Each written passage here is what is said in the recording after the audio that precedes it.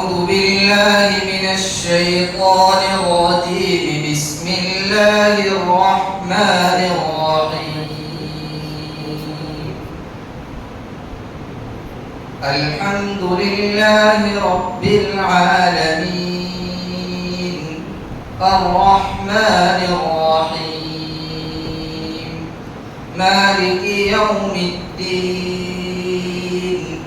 إياك نعبد وإياك نستعين اهدنا الصراط المستقيم صراط الذين أنعمت عليهم غير المغضوب عليهم ولا الضالين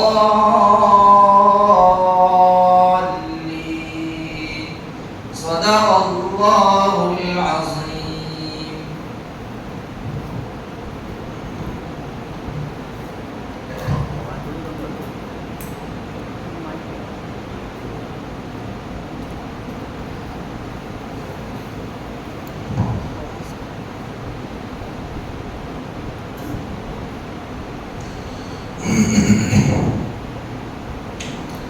الحمد لله رب العالمين والعاقبة للمتقين والصلاة والسلام على سيد الأنبياء والمرسلين وعلى آله وأصحابه أجمعين أما بعد.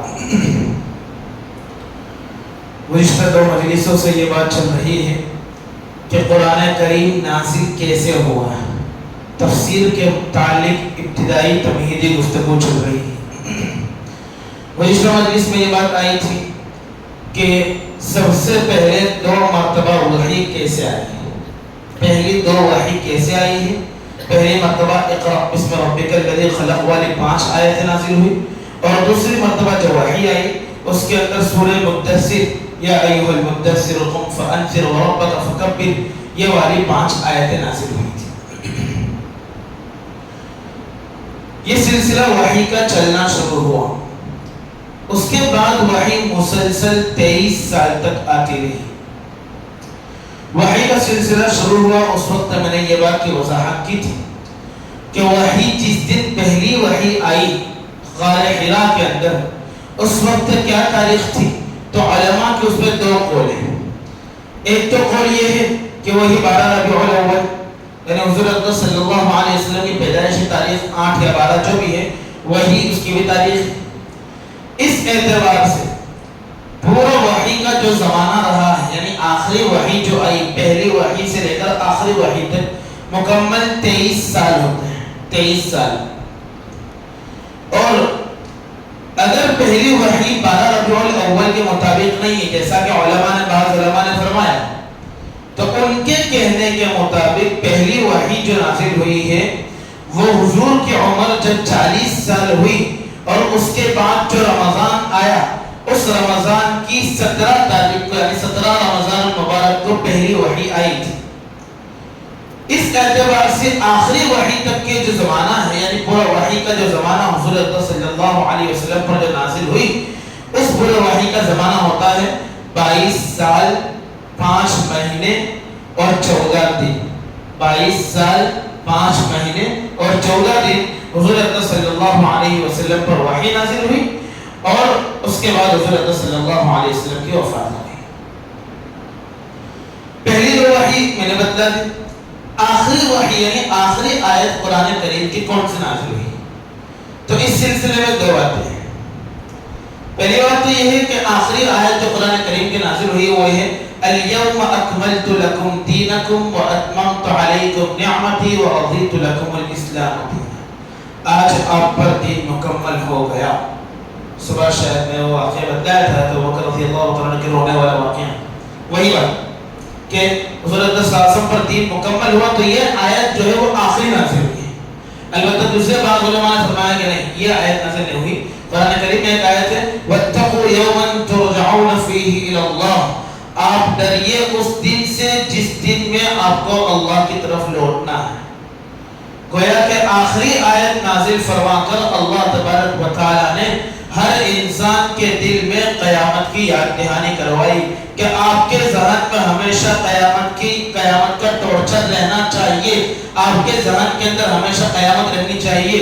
کوئی وقت ایسا نہیں ہے جب آپ اللہ کے نگاہوں سے دور ہیں اور سارا کا سارا چٹھا کھل جائے گا اس دن۔ گویا کہ یہ آیت نازل فرما کر اللہ تبارک و تعالیٰ نے یہ پیغام دیا، ہم کو یہ میسج۔ اس طرح تفسیر کے بعد ایک سوال ایک ساتھی نے کیا تھا کہ 5 آیتیں اقرأ باسم ربک الذی خلق کے نازل ہوئی، اس کے بعد کی آیتیں پھر کب نازل ہوئی اور صورتیں کیسے بنتی تھی؟ تو اس کا جواب یہ ہے کہ جب بھی کوئی آیت نازل ہوتی تھی تو حضور اکرم صلی اللہ علیہ وسلم، عثمان رضی اللہ تعالیٰ نے فرماتے ہیں کہ حضور اکرم صلی اللہ علیہ وسلم کاتبین وحی جو صحابہ تھے، وحی کو لکھنے والے جو صحابہ تھے، جن میں حضرت معاویہ رضی اللہ تعالیٰ عنہ کا نام آتا ہے، زید بن ثابت رضی اللہ تعالیٰ عنہ کا نام آتا ہے، یہ جو صحابہ یہ لکھنے والے تھے تو ان کو بلاتے تھے اور ان کو بلا کر کہتے تھے کہ دیکھیے آپ یہ وحی لکھیے، ابھی یہ آیت نازل ہوئی، آپ یہ آیت لکھیے اور اس کو فلاں سورت کے اندر فلاں آیت کے بعد سیٹ کیجیے۔ اس طریقے سے حضور اکرم صلی اللہ علیہ وسلم اس کو باقاعدہ سیٹ کرواتے تھے۔ اس طریقے سے صورتیں باقاعدہ سیٹ کی ہوئی آئی ہیں۔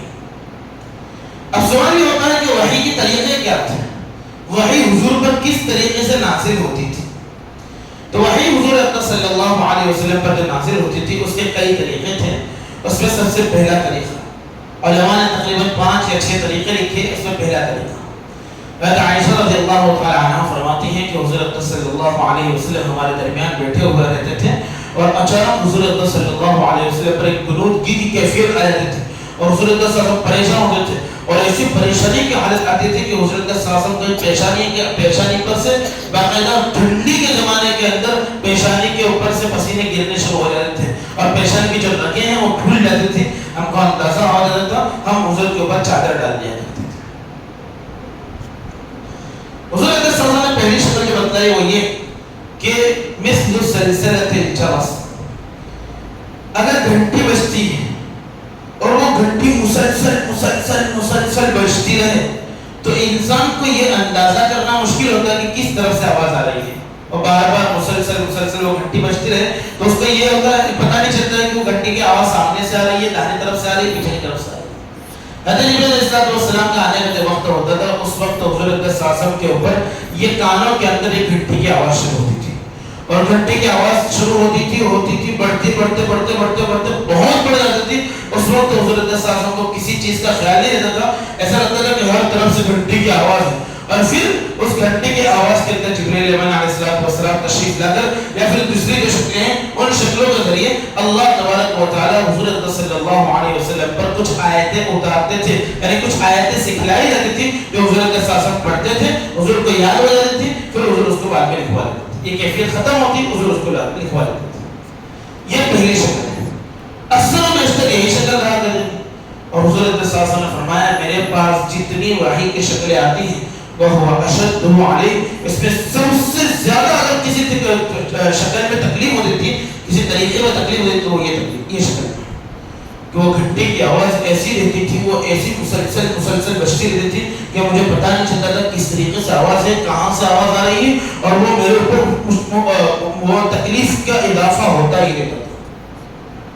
تو یہ پہلی شکل ہے، ایک شکل۔ دوسری شکل، حضرت جبرائیل علیہ السلام کسی فرشتے کسی انسانی شکل کے اندر حضور صلی اللہ علیہ وسلم کے پاس آتے تھے اور حضور صلی اللہ علیہ وسلم کو کوئی آیت سکھلا کر جاتے تھے۔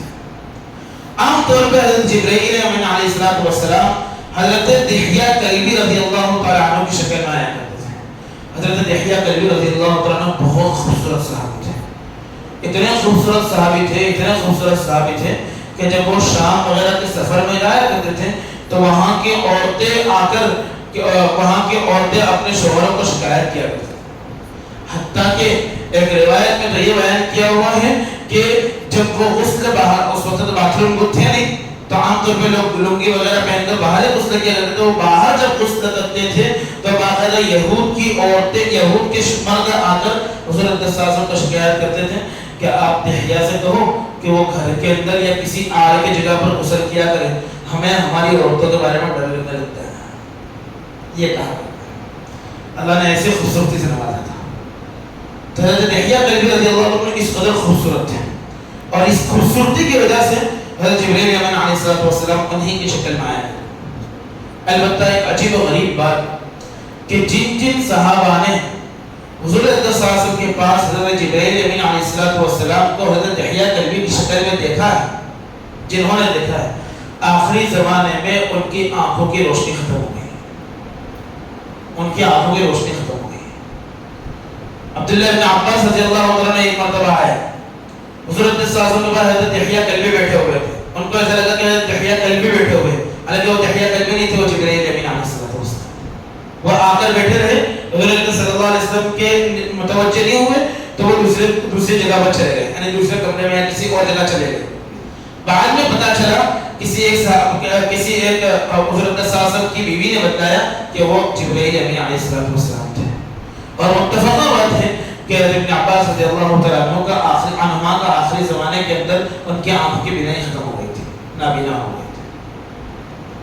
تو یہ معاملہ تھا کہ جبرائیل امین علیہ السلام کو دحیہ کلبی کی شکل میں بہت کم لوگوں نے دیکھا ہے. تو یہ دوسری شکل تھی.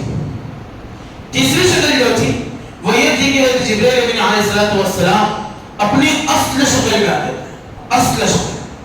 لیکن ایسا دو ہی مرتبہ ہوا ہے، میں نے گزشتہ مرتبہ بتایا تھا کہ زندگی میں دو ہی مرتبہ جبرائیل امین علیہ السلام اپنی اصل شکل میں آئے ہیں. ایک مرتبہ جبرائیل امین جب آئے ہیں تو وہ دوسرے وحی کے وقت یا ایھا المدثر قم فانذر غار حرا سے نیچے اتر رہے تھے اور جبل نور کا جو میدان ہے اس میدان میں پہنچے اور جبرائیل امین علیہ السلام آئے. ایک وقت وہ اور دوسرا وقت وہ جب معراج کے اندر حضرت صلی اللہ علیہ وسلم اوپر چلے گئے تھے اور سدرۃ المنتہا کے پاس پہنچے، وہاں جبرائیل امین علیہ السلام نے کہا دیا اب یہاں سے آگے مجھے جانے کی اجازت نہیں ہے، آپ ہی چلیے. وہاں پر ان دو جگہوں پر حضرت صلی اللہ علیہ وسلم نے حضرت جبرائیل امین علیہ السلام کو اپنی اصل شکل میں دیکھا اور یہ دو مرتبہ حضرت جبرائیل امین علیہ السلام اپنے اصل شکل میں آئے. چوتھی شکل، خود اللہ تبارک و تعالیٰ نے بات کی اور خود اللہ تبارک و تعالیٰ نے کچھ آیتیں بتائی. یہ بھی زندگی میں ایک ہی بار ہوا ہے. معراج کے اندر حضور صلی اللہ علیہ وسلم کو آسمان پر بلایا اللہ تعالیٰ نے اور وہاں پر بات کرتے ہوئے کچھ آیتیں دی. وہ آیتیں جو ہے وہ ایک ہی مرتبہ آئی، یعنی یہ چوتھی شکل. پانچویں شکل یہ ہے کہ حضور صلی اللہ علیہ وسلم کے پاس حضرت جبرائیل امین علیہ السلام آ کر یا دور سے ان کے دل پر القاء کرتے تھے، ان کے دل پر یہ بات ڈال دیتے تھے اور وہ آیت ڈال دیتے تھے. حضور پر کیفیت طاری ہوتی تھی اور تھوڑی دیر کے بعد وہ آیت ہو جایا کرتی تھی اور وہ آیت حضور لکھوا دیا کرتے تھے. چھٹی شکل، حضور صلی اللہ علیہ وسلم کے کو خواب کے اندر کوئی نہ کوئی آیت آتی تھی اور انبیاء کے خواب پر حق ہے. انبیاء کے خواب سچے ہوا کرتے ہیں، اس کے اندر کوئی شک کی بات نہیں ہوتی ہے. حضرت ابراہیم علیہ السلام کا واقعہ ابھی قربانی کے وقت آپ حضرات نے سنا ہوگا کہ وہ جو خواب دیکھا حضرت اسماعیل والا تو وہ خواب گویا کہ وحی تھی، اسی لیے ابراہیم علیہ السلام نے اس پر عمل کرنے کا ارادہ کیا، ورنہ تو خواب پر کون عمل کرتا ہے. تو وہ خواب وحی تھی اس لیے اس پر عمل ہوا. تو انبیاء علیہ الصلوۃ والتسلیمات کے جتنے خواب ہوتے ہیں وہ سارے کے سارے خواب وحی ہوا کرتے ہیں. تو حضور صلی اللہ علیہ وسلم پر وحی خواب کی شکل کے اندر بھی وحی نازل ہوتی تھی. یہ تقریباً 5-6 شکلیں ہیں جس میں حضور صلی اللہ علیہ وسلم پر وحی نازل ہوا کرتی تھی. یہ طریقے ہیں. اس سورہ قرآن کریم کے اندر ہم بعد میں دیکھیں گے تو بار بار یہ سوال آئے گا کہ بعض صورتیں مکی ہیں، بعض صورتیں مدنی ہیں. کیا مطلب مکی صورتوں کا اور مدنی صورتوں کا کیا مطلب؟ مکی صورتوں کا مطلب ایک تو ظاہر دونوں کا نام سے ظاہر ہوتا ہے کہ مکی صورتوں کا مطلب وہ جو مکہ میں نازل ہوئی اور مدنی صورتوں کا مطلب وہ جو مدینہ میں نازل ہوئی. یہ تو ایک کامن مطلب سمجھ میں آنے والا ہے. البتہ سوال یہ ہوتا ہے کہ جو مکہ میں بھی نازل نہیں ہوئی مدینہ میں بھی نازل نہیں ہوئی اس کا کیا؟ جیسے ہجرت کے دوران، جنگوں کے دوران، فتح مکہ کے وقت، تو وہ ایسی جگہ ہے جہاں حضرت صلی اللہ علیہ وسلم راستے میں تھے، وہ مکہ میں بھی نہیں مدینہ میں بھی نہیں. تو پھر اس ان آیتوں کا کیا؟ تو اس بارے میں یہ بات ہے کہ علماء کرام نے اس کا فیصلہ اس طریقے سے کیا ہے کہ ہجرت سے پہلے حضرت صلی اللہ علیہ وسلم مدینہ منورہ میں ہجرت کی ہے، اس ہجرت سے پہلے جتنی صورتیں ہیں وہ وہ ساری کی ساری صورتیں مکی ہیں، اور ہجرت کے بعد کی جتنی صورتیں ہیں وہ ساری کی ساری صورتیں مدنی ہیں، چاہے پھر وہ مدینہ میں نازل ہوئی ہو چاہے پھر وہ کہیں اور نازل ہوئی ہو۔ جیسے مثال کے طور پہ ایک آیت ہے، حضور صلی اللہ علیہ وسلم فتح مکہ کے وقت جب مکہ مکرمہ تشریف لائے، اور مکہ مکرمہ تشریف لانے کے بعد جب کعبہ کے متعلق پتہ چلا کہ اس کے اندر 360 بت ہیں، تو ایک صحابی تھے، ایک آدمی تھے عثمان ابن ابی شیبہ، جن کے پاس کعبہ کی چابی تھی، قریب بردار تھے۔ یہ عجیب و غریب واقعہ ہے، ان سے حضرت عثمان ابن ابی شیبہ سے حضور صلی اللہ علیہ وسلم نے پہلے یعنی جب وہ مکہ مکرمہ میں تھے تو ان سے ایک مرتبہ چابی مانگی تھی کہ مجھے کعبے میں نماز پڑھنے دو، تو انہوں نے چابی نہیں دی تھی۔ تو اس وقت مسکرا کر حضور صلی اللہ علیہ وسلم نے فرمایا تھا کہ ایک دن سامنے سے دینا ہوگا، ایک دن سامنے سے دینا ہوگا۔ اور جب فتح مکہ ہوا، مکہ مکرمہ فتح ہوا، تو حضور صلی اللہ علیہ وسلم کے پاس سامنے سے دینے کے لیے آیا کہ لیجیے اب یہ تو ہماری، اب یہ تو میری مجال نہیں ہے کہ میں اپنے پاس رکھتا ہوں، یہ تو آپ کی ہو گئی۔ حضور صلی اللہ علیہ وسلم نے لی اور کعبہ کو کھولا، اس کے اندر جتنے بت تھے اس کو گرائے، صفائی کی، اور صفائی کرنے کے بعد جب کعبہ کی چابی واپس بند کی تو اس وقت دو صحابی، ایک روایت میں علی، ایک روایت میں ابن عباس، اور ایک روایت میں کہ دونوں کی طرف آئے اور انہوں نے چابی مانگی کہ یہ چابی ہم کو رکھنے کے لیے دے دیجیے۔ حضور صلی اللہ علیہ وسلم نے ارادہ فرما لیا، فوراً وحی کی کیفیت آئی اور وحی نازل ہوئی، ان اللہ یأمرکم ان تؤدوا الامانات الی اہلھا، اللہ تعالیٰ آپ کو حکم فرماتے ہیں کہ آپ امانتوں کو ان کے اہل کو لوٹا دو، یعنی امانت جس کی ہے اسی کو دے دو۔ عثمان بن ابی شیبہ کی امانت ہے یہ چابی، آپ اسی کو دے دو۔ حضور صلی اللہ علیہ وسلم نے عثمان بن ابی شیبہ کو بلایا اور بلا کر کہا کہ یہ چابی لو، اور یہ چابی اب پوری زندگی آپ کے خاندان میں رہے گی۔ آج بھی چابی کعبہ کی شیخی خاندان میں رہتی ہے۔ اگر آج بھی وہاں کے بادشاہ کو کعبہ کھلوانا ہے تو شیخی خاندان کو ذمہ دار ہے، اس کو بلائیں گے، وہ کعبہ کی چابی کھولے گا اور اپنے پاس چابی رکھے گا۔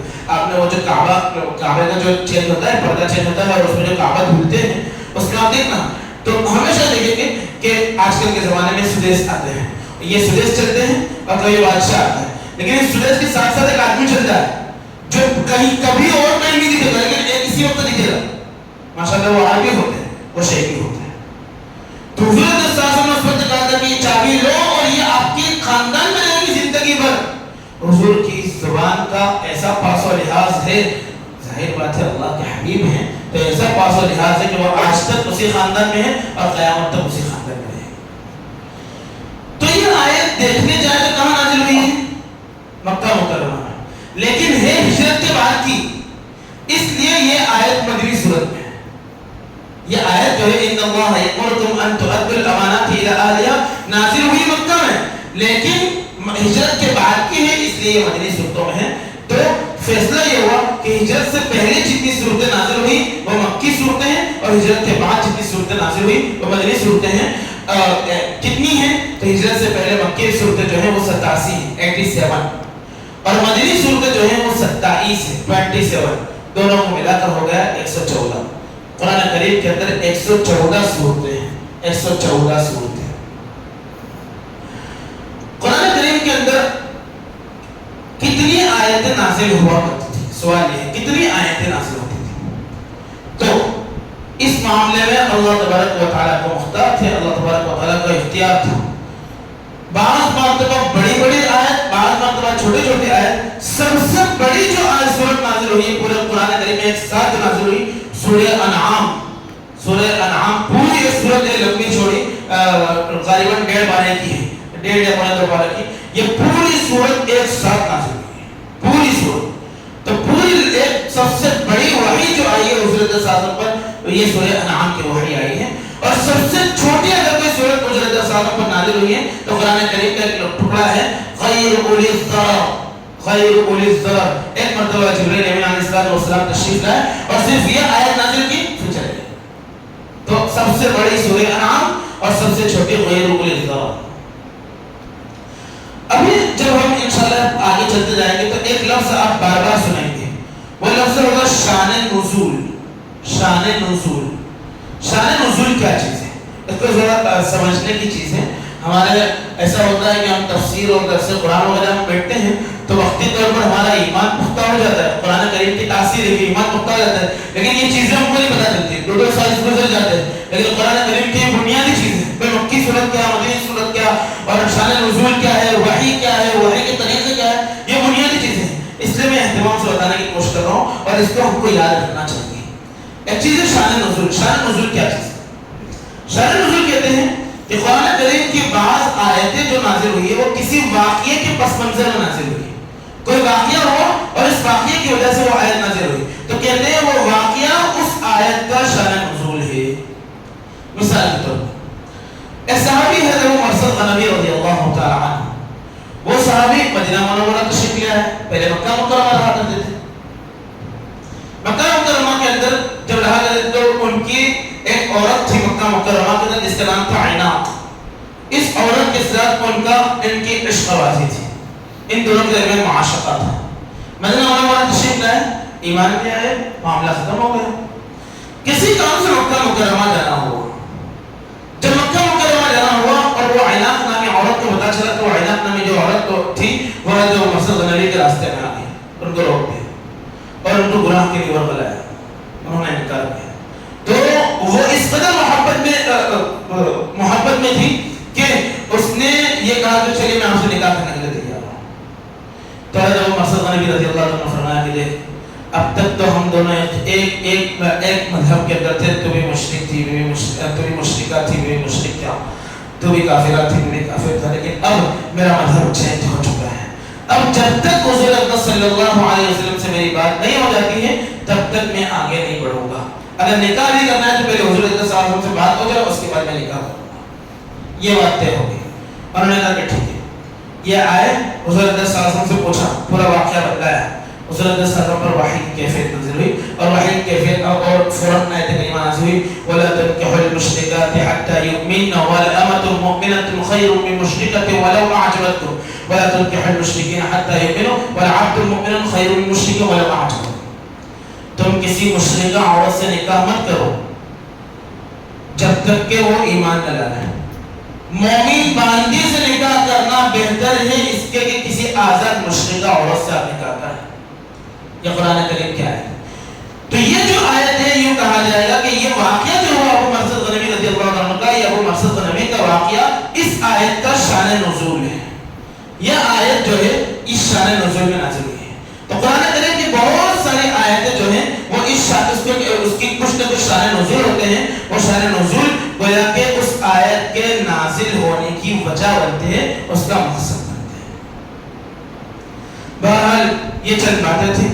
اب کچھ باتیں یہ لے جاتی ہیں کہ قرآن کریم 23 سال میں کیوں نازل نہیں ہوا؟ کیوں نازل ہوا؟ ایک ساتھ کیوں نازل نہیں ہوا؟ ایک ساتھ نازل ہو جاتا تو اس کی کچھ حکمتیں ہیں. یہ حکمتوں کے اوپر انشاءاللہ ہم اگلے ہفتے بات کریں گے. اللہ تبارک و تعالی عمل کرنے کی توفیق عطا فرمائے. کسی کا کوئی سوال؟ یہ سلسلہ رکھا ہے. پہلے سلیمانی مسجد میں تفسیر کرتا تھا. یہ سلسلہ تھا کہ تفسیر کے بعد 5 منٹ کا موقع، 2 منٹ کا موقع، اور اس کے اندر کسی کو کوئی بھی مسئلہ پوچھنا ہو یا کوئی سوال ہو تو دریافت کر لے. آئے گا تو جواب دیں گے، نہیں آئے گا تو اگلے ہفتے بتا دیں گے یا بعد میں بتا دیں گے.